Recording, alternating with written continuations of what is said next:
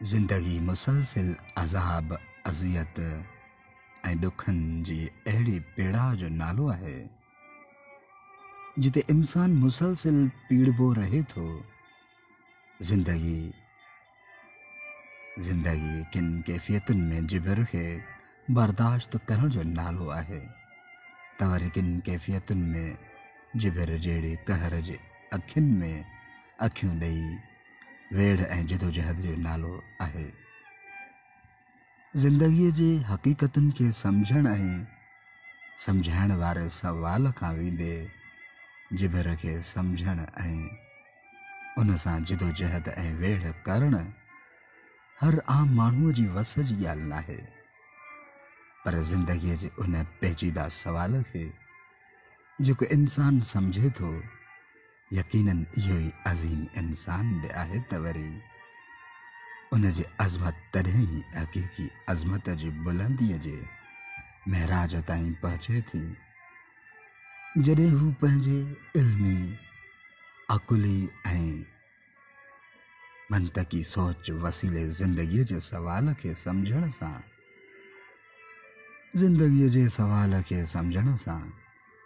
गॾु इंसानी ज़िंदगी जे मथां गैर फितरी जिबर ज़ुल्म ऐं ॾाढ ख़िलाफ़ अमली तौर वेड़ करे ऐं ज़हन में सिर्फ़ उन सवाल ते फाथल न रहे त इंसान खे ई जिबरी ॾुख अज़ियतूं विरसे में ई मिलियल आहिनि, न ई वरी हू इंसाननि जी अज़ियतुनि बेवसुनि जे अखियुनि मां टिमंदड़ ॻोढ़नि जे मस मां हिकु लेखक जे रूप में पंहिंजे कलम खे लिखी सघे। मोस्ट वेलकम सर, जेके बि तव्हां असांजे लाइव प्रोग्राम में अची चुका आहियो। असीं तव्हांखे भलीकार चऊं था। असांजो पहिरीं प्यारो दोस्त ज़ाहिद साहब and Karam Mohammad Farooq from London मां, once again most welcome sir। Waheed from Nawab Shah खां, Saif Baloch and Hussain Mangsi from Saudi Arabia खां, अब्दुल हफीज़ सोलंगी फ्रॉम दादू नसीराबाद खां असांजो दोस्त फिदा साहब अची चुका आहिनि। Sister Shahnaz most welcome. Rabel Gul भी लाइव प्रोग्राम में शामिल थी चुका है एंड अब्दुल्ला राहुजो साहब। करम मंगसी फ्राम शदाद कोट खां लाइव प्रोग्राम में शामिल थी चुका है। वाहिद कालानी साहब ऐं ॿिया काफ़ी दोस्त असांखे ॿुधी रहिया आहिनि।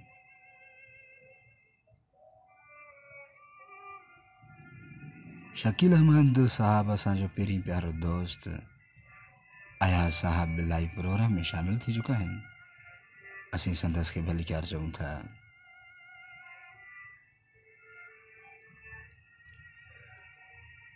हुसैन मंगसी साहब फ्राम सऊदी अरबिया खां कमेंट में गुलाब जा गुल मोकिले रहे हैं ऐं चांहि जा कप्स भी।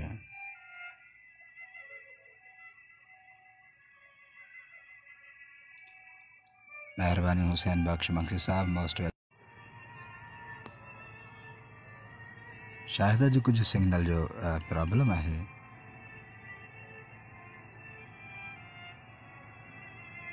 Most welcome sir. जाहिद साहब लाइव प्रोग्राम में शामिल थी चुका है।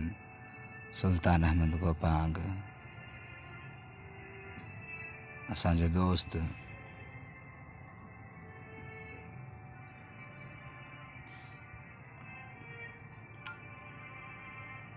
वहीद भाई most welcome once again and Ahmed Nawaz साहब मोस्ट वेलकम सर।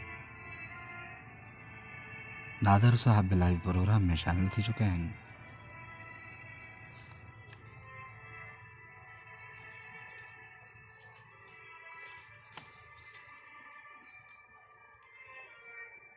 जी दोस्तों, जेके भी तव्हां असांखे जितां ॿुधी रहिया तव्हां पंहिंजे शहर जो नालो कमेंट करे मोकिलियो ताकि असांखे ख़बर पए त असांजा दोस्त असांखे किथां ॿुधी रहिया आहिनि। अचो त पाण खे अकुल जी ऊंदाही मां ॿाहिरि कढूं। अॼु असांजो मौज़ू आहे अब्दुल जब्बार बलोच साहब लिखनि था त माशाअल्लाह माशाअल्लाह ज़बरदस्त। अब्दुल जब्बार बलोच साहब मोस्ट वेलकम।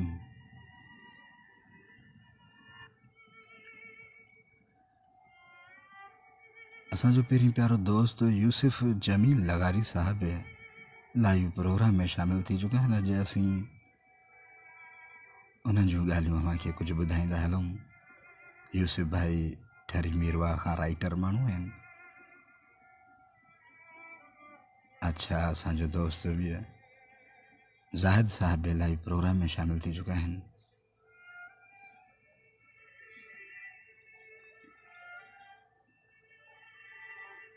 असांजो पहिरीं प्यारो दोस्त सऊदी अरबिया खां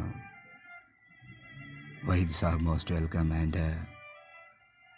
मीर ज़रीन खान जो बेहतरीन दोस्त माण्हू अज़हर भाई भी लाइव प्रोग्राम में शामिल थी चुका आहिनि। सर इज़हार अली साहब तव्हांखे असीं भलीकार चऊं था पंहिंजे लाइव प्रोग्राम में। तव्हां फर्स्ट टाइम असांजे लाइव प्रोग्राम शामिल थी चुका आहियो। शाला सदाईं आबाद ऐं ख़ुशि हूंदव। अब्दुल जब्बार बलोच साहब लिखनि था त फिराम शहदाद कोट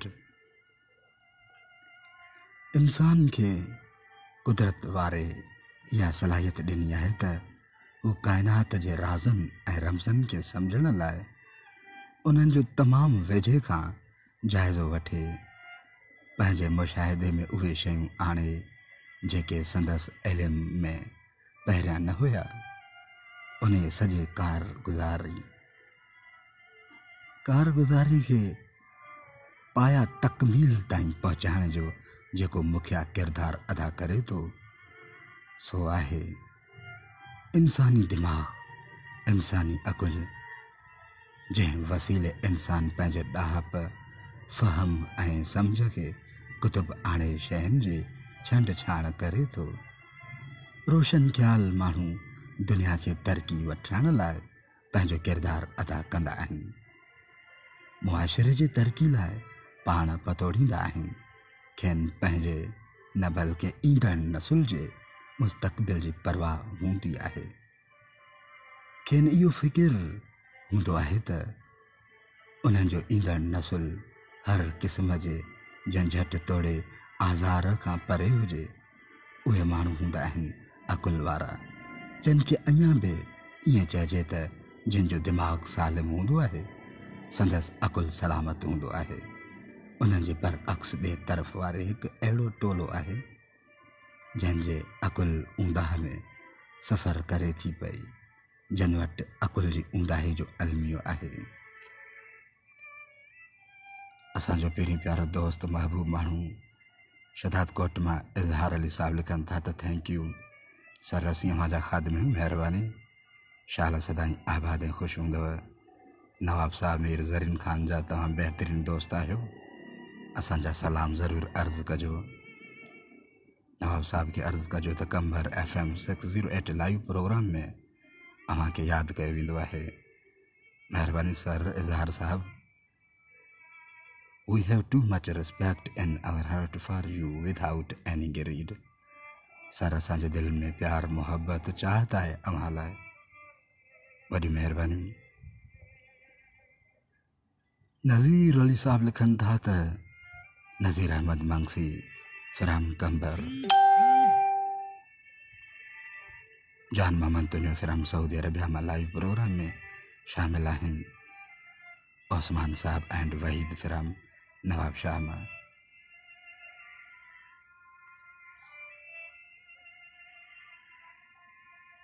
इज़हार अली साहब लिखनि था त वालेकुम सलाम रहमतुल्लाह। महिरबानी sir, bundle of thanks for that.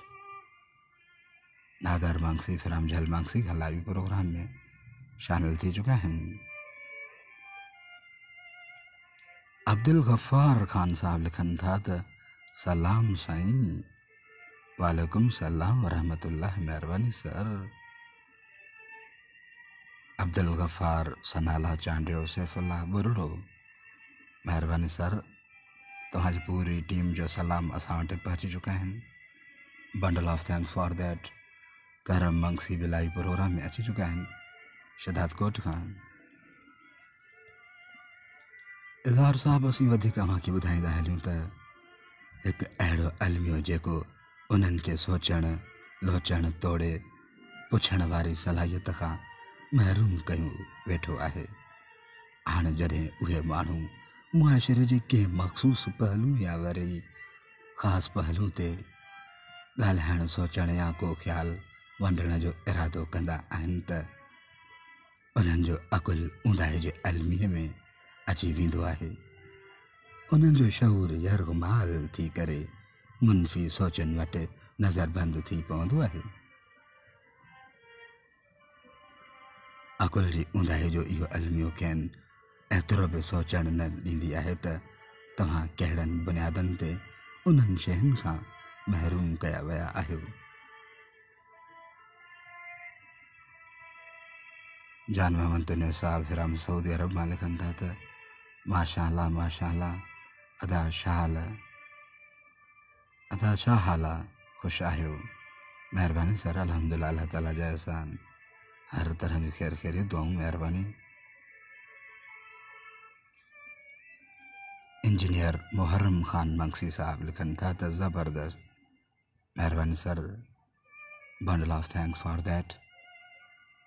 Ghulam Mustafa Solangi साहब भी लाइव प्रोग्राम में शामिल थी चुके हैं।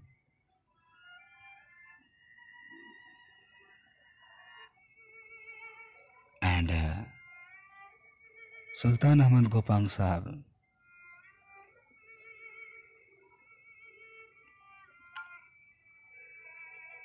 अब्दुल खालिक सिंधी साहब भी लाइव प्रोग्राम में शामिल थी चुके हैं।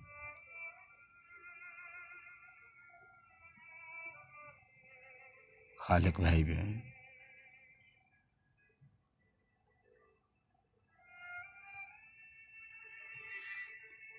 मंठौर अली साहब कमेंट में लिखन था त हाय इंजीनियर मुहर्रम खान मंगसी साहब, bundle of thanks for that sir. तव्हां कमेंट में थैंक्स लिखियो है, इट्स माई ड्यूटी डियर, महिरबानी। हक मंगसी साहब लाइव प्रोग्राम में शामिल थी चुका हैं। फिराम दुबई अरब इमारात में।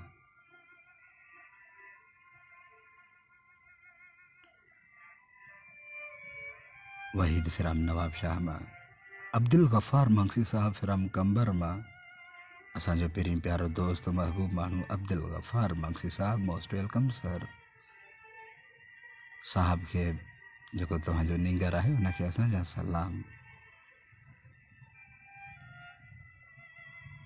जी दोस्तों, वधीक असीं अव्हांखे ॿुधाईंदा हलूं त यूसुफ नगारी साहब लिखनि था त ठरी मीरवाह मां हिकिड़े नौजवान ॻोठ जे सभिनी वॾड़नि जे फिरसोदा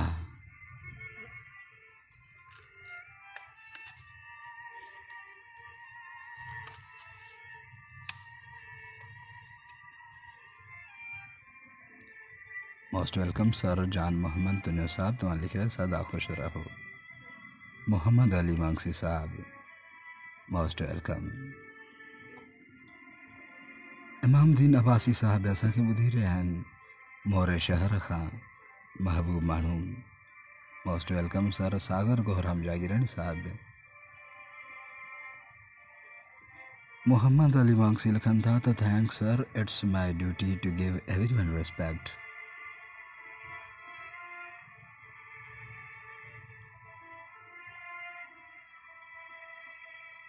नौजवान इहो ऐलान कयो त आउं इन ॻोठ जे चङी भलाई लाइ ॻोठ जे वॾेरे सां मुहाॾो अटकाईंदुसि। यूसुफ जमील लगारी साहब लिखनि था ठरी मीरवाह मां। आउं इन ॻोठ जे चङ भलाई लाइ ॻोठ जे वॾेरे सां मुहाॾो अटकाईंदुसि ऐं उनखे इहो अहसासु ॾियारींदुसि त हू ग़लति आहे ऐं माण्हुनि जो इस्तेसाल करे रहियो आहे। ऊंदहि में शयूं तेज़ रफ़्तार सां सफ़र कंदियूं आहिनि। हिन नौजवान उनजी इहा ॻाल्हि अकुल जी ऊंदहि में तकिड़ो सफ़र करे उन वॾेरे जे कन ताईं वञी पहुती।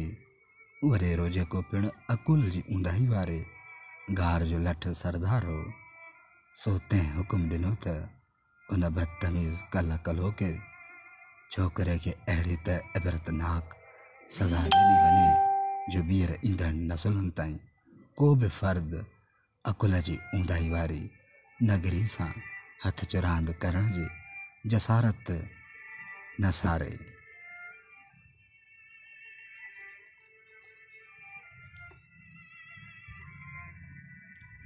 असांजो दोस्त सागर गोहराम जागरानी साहब लिखनि था त अस्सलाम अलैकुम पिरी प्यारा भाउ। वालेकुम सलाम रहमतुल्लाह। महिरबानी सर। बीड़ो चांडे मां तव्हां असांखे ॿुधी रहिया आहियो। ख़ालिद मंगसी ज़फ़र दायो नज़ीर अली लिखनि था अलाह ख़ुश आबाद रखे अव्हांखे। महिरबानी सर। हाजी शकील अमन साहब असांखे कंटिन्यूअसली ॿुधी रहिया आहिनि।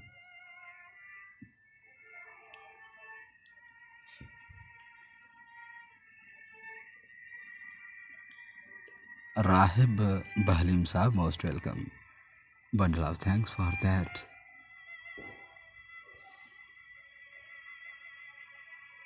अकुल जी ऊंदाही वारे निगरी सां हथ चुरांद करण जी जसारत न सारे।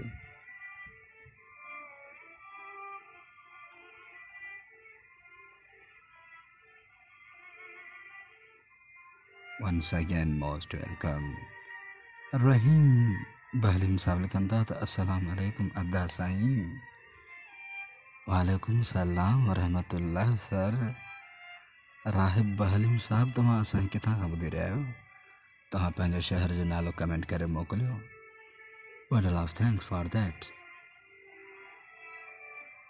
अकुल जी ऊंदाही वारनि खे काई ॻाल्हि सम्झ में न आई, को सवाल न उथियो, का बग़ावत न थी। सभई ख़ामोश थी बसि उन नौजवान जे फिटियल क़िस्मत ते टहका टपड़ करे रहिया हुआ।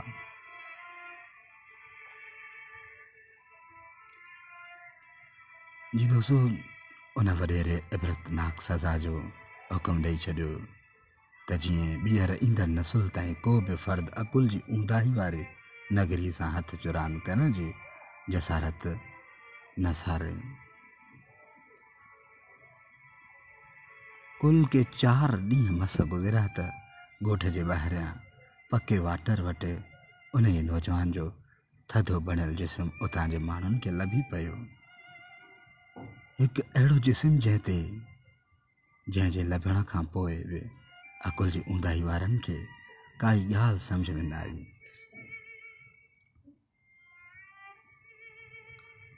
मोहम्मद अली मंगसी साहब लिखनि था त अस्सलाम अलैकुम। वालेकुम सलाम रहमतुल्लाह सर। महिरबानी। तव्हां वधीक लिखियो आहे त कराची मां। महिरबानी सर। तव्हां असांखे कराची खां ॿुधी रहिया आहियो। को चई रहियो हो त हिन जो मौत धाड़ेलनि सां मुहाॾो अटकाइण सबबु थियो आहे, त वरी को ईअं चई रहियो हो त ही ख़ुदि कंहिंजे घर धाड़ो हणण वियो हो, शायदि जंहिंजे करे उतां जे माण्हुनि जी मज़ामत जे नतीजे में हिन जो मौत वाक़िअ थियो आहे। अकुल जे ऊंदाह में उछलियल उन्हनि माण्हुनि जे दूर अंदेशी जो इहो हाल हो जो हू उन गभरू नौजवान बाबति अहिड़ा फज़ूल ऐं बेमाना ॻाल्हियूं त हथ सां ठाहे रहिया हुया। लेकिन अजब इन ॻाल्हि जो आहे त उन्हनि जी सोच पंहिंजे ॻोठ जे उन ई वॾेरे तरफ़ न पई वई जंहिं हिननि खां सभु कुझु फुरे खेनि कंगाल कयो हो, संदन मुस्तक़बिल खे ऊंदाह कयो हो, खेनि अकुल जी ऊंदाही में मुब्तला कयो हो। इहो केॾो न वॾो अलमियो आहे त जेको माण्हू खेनि हिमत बहादुरी ऐं बेबाकी सेखारण जे इरादे सां पंहिंजी जान जी परवाह न करे। अच्छा, असांजो दोस्त फैज़ मोहम्मद मंगसी खादिम तुनियो नज़ीर साहब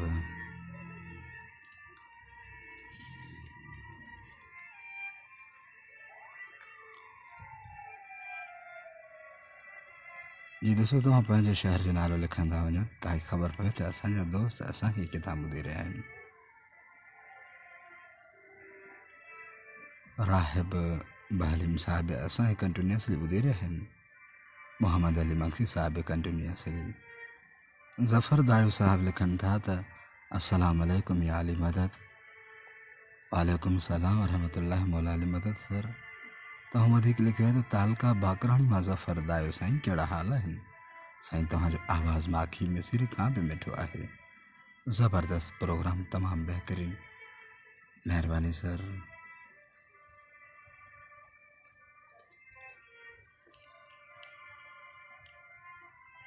वरी बि टोक उन ते, उन नौजवान ते, ॻाल्हियूं बि उन ते ठहण लॻा, ठठोल बि उन ते करण लॻा।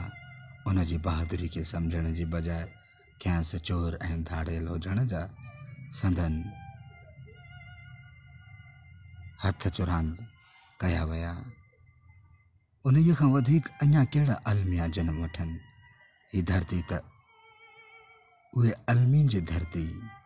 हिन धरती ते हर रोज़ नवां अलमिया जनम वठनि था। असीं हर रोज़ एहतजाजनि, हड़तालनि ऐं बुख हड़तालनि करण जे बावजूद बि मुआशरे खे उन जे दायरे में आणे न सघिया आहियूं।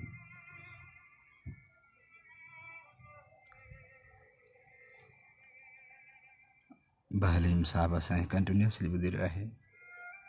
एंड मोहम्मद अली साहब बि, ज़ाहिद साहब बि ऐं ॿिया काफ़ी दोस्त शामिल आहिनि। जंहिं दायरे में अकुल जी ऊंदाही वारो अलमियो ख़तम थी वेंदो आहे, जितां हिकु नई सोच जनम वठंदी आहे, जिते छो ऐं छा लाइ वारा सवाल कर खणंदा आहिनि, जिते हर शइ बाबति मुंतकी सवाल उथारिया वञनि था, जितां जे माण्हुनि जूं सोचूं ऐं तदबीरूं अकुल जी ऊंदाही खां कोह परे आहिनि। इहो दाइरो त वसी आहे, उन में अचण वारनि जा दिलि बि वसी ऐं वॾा हूंदा आहिनि। उन्हनि जूं सोचूं हिमालया जेतिरियूं वॾियूं ऐं समुंड जेतिरियूं वसी हूंदियूं आहिनि। उन्हनि रोशन ख़्याल माण्हुनि वटि दुनिया जी तरक़ी, फलाह ऐं बहबूद लाइ हज़ारे सोचूं ऐं हिकमत अमलियूं हूंदियूं आहिनि। उन्हनि जे हर हिकु अमल ॿियनि जे भलाई लाइ हूंदो आहे। अचो त असीं बि पंहिंजे आस पास अकुल जी ऊंदाही में ग़र्क़ थियल उन्हनि माण्हुनि खे ॿाहिरि कढण जो सोचियूं, जंहिंजे सोचुनि ते ताला लॻल आहिनि, जंहिंजे ख़्वाहिशुनि ऐं उमेदुनि जो क़त्लु कयो वियो आहे। यकीन मञो, जॾहिं उहे माण्हू अकुल जी ऊंदाही वारे गार खां ॿाहिरि निकिता त हिन धरती जा सूर ख़तमु थियण शुरू थींदा। भाईचारे जो दर्स आम थींदो। नफ़रतूं, अदावतूं ऐं असांजो दोस्त वहीद फिराम नवाब शाह मलाई प्रोग्राम में असां सां कंटिन्यूसली ॿुधी रहिया आहिनि। ज़फ़र दायो साहब एंड मोहम्मद अली साहब वंस अगेन।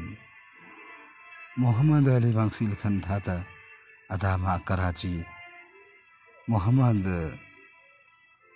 मोहम्मद या टाउन। अच्छा, most welcome sir. Ashraf Maksi साहब अची चुका आहिनि। अशरफ भाई किथे आहियो? काफ़ी अरसे खां बाद में तव्हां लाइव प्रोग्राम में शामिल थी चुका आहियो। भाईचारे जो दर्स आम थींदो। नफ़रतूं, अदावतूं ऐं हर शइ, हसद साड़ बि ख़तमु थी वेंदियूं। हर तरफ़ सुख शांती वारो माहौल जुड़ी पवंदो ऐं असांजे ईंदड़ नसुल जो आईंदो सुधरी पवंदो। अचो त पंहिंजे ईंदड़ मुस्तक़बिल खे महफ़ूज़ करण लाइ पाण पतोड़ियूं ऐं हिन धरती खे पंहिंजे असुल हुस्नाकी ऐं ख़ूबसूरती मोटाए ॾियण में पंहिंजो किरदारु अदा करियूं।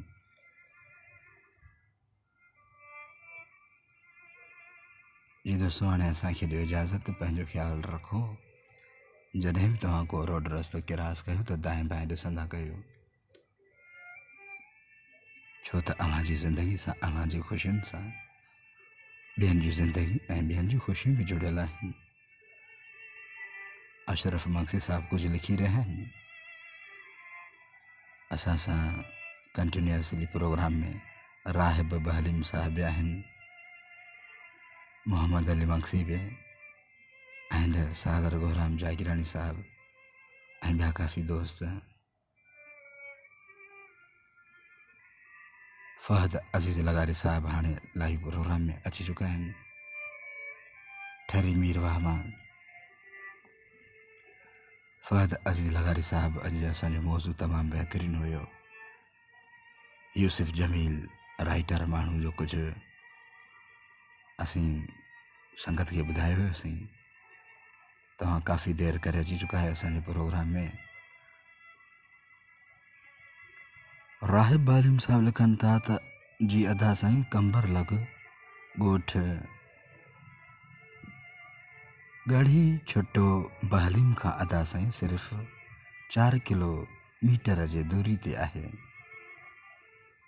राहिब बहलीम साहब bundle of thanks for that.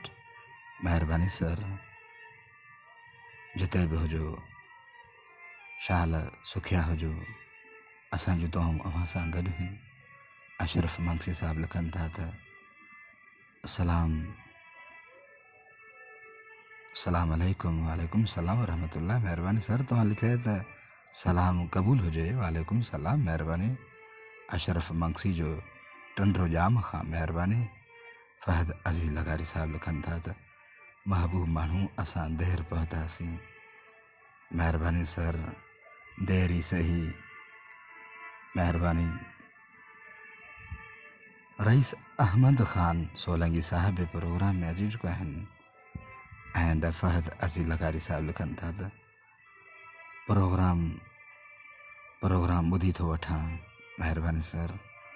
अॼु प्रोग्राम जो जेको स्टाइल हुयो एंड बयानु करण जो माशाअल्लाह तमामु बहितरीनु मौज़ू टॉपिक हो सर। असांजो दोस्त यूसुफ जमील साहब खे सलाम। हू राइटर माण्हू आहिनि जंहिं काग़ज़ी ॻाल्हियूं किताब असांखे ठहरी मीरवाह मां गिफ्ट करे मोकिलियो आहे। महिरबानी। कासिम वहाब सुमरानी साहब सर, तव्हां हाणे प्रोग्राम में पहुता आहियो। असांजो प्रोग्राम हाणे पंहिंजे इख़्तिताम पज़ीर ते पहुचण वारो आहे। फहद अज़ीज़ लगारी साहब लिखनि था त तव्हां जूं मोहबतूं अदा साईं, तव्हां जूं मोहबतूं अदा साईं, महिरबानी। फरहान अली सारगानी साहब, मोहम्मद आरिफ मेमण साहब, असांजो दोस्त फरहान अली साहब बि लाइव प्रोग्राम में शामिल थी चुका आहिनि। मोहम्मद आरिफ मेमण साहब फिराम इस्लामाबाद मां। मोहम्मद अली मक्सी कमेंट में गुलाब जा गुल मोकिलनि था। जी दोस्तों, जॾहिं बि तव्हां को रोड रस्तो क्रॉस कयो त दाएं बाएं ॾिसंदा कयो, छो त अव्हां जी ज़िंदगी सां, अव्हां जी ख़ुशियुनि सां ॿियनि जूं ज़िंदगियूं ऐं ॿियनि जूं ख़ुशियूं बि जुड़ियल आहिनि।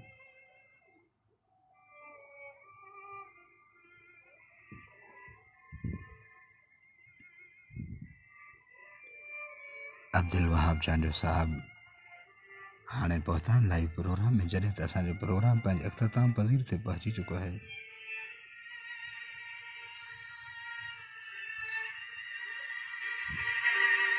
अल्लाह हाफ़िज़ दोस्तों।